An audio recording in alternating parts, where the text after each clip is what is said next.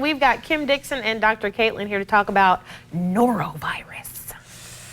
Good morning, everyone, and thank you for joining us. Dr. Caitlynn, I am really excited to be able to talk to you today. Yeah. You have a wealth of information, and I'm so glad that you could join us today, that I get to talk to you, bring it out there in here. So, Dr. Caitlynn, we have an uptick in the norovirus right now. Is that correct? Yes, absolutely. Okay, so tell me a little bit about what norovirus is. Yeah, so norovirus is one of those gastrointestinal illnesses. Okay. So lots of vomiting, diarrhea, severe stomach cramping, and it does tend to hit, younger kids harder because they don't know how to keep their hands off their face and out of their mouth or wash their hands really well.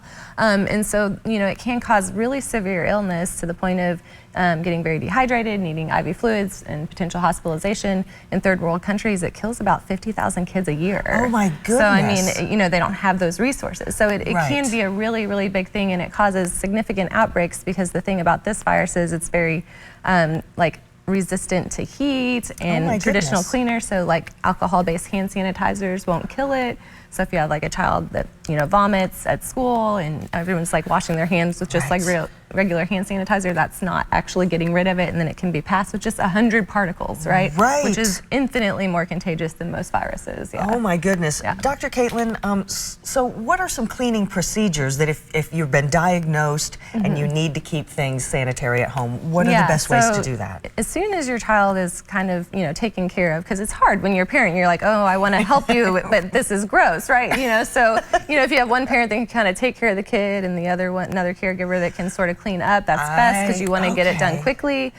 Using bleach, bleach will kill it. But like I said, regular cleaner products usually won't. So making sure you bleach any hard surfaces that you can, and then any bedding, stuffed animals, anything like that needs to be washed in really, really hot water because it can live on surfaces for sometimes up to 3 days. Oh wow! Wow! So you really have to take care of that and make sure it's done correctly.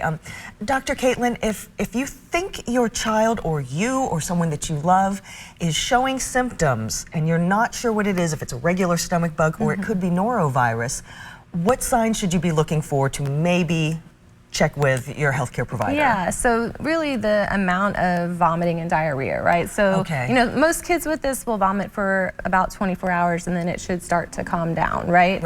And that is enough to make some little ones get really dehydrated, but older kids usually will be okay. They'll feel bad, right? And then they can start to sort of rehydrate, and then if the diarrhea starts, that's a whole nother issue with water loss, right? So if it's prolonged diarrhea, we're usually like if it's lasting more than a week, of course if there's any like blood in the stool or anything like that, or if the vomiting has gone on to the point that your kid's not really urinating, like that's one thing we look for is we want at least 4 pees in a day. So if you have less than that, or you're like they've not peed all day, then that's something we want to see and make sure we might not need to get them some IV hydration. That makes a lot of sense.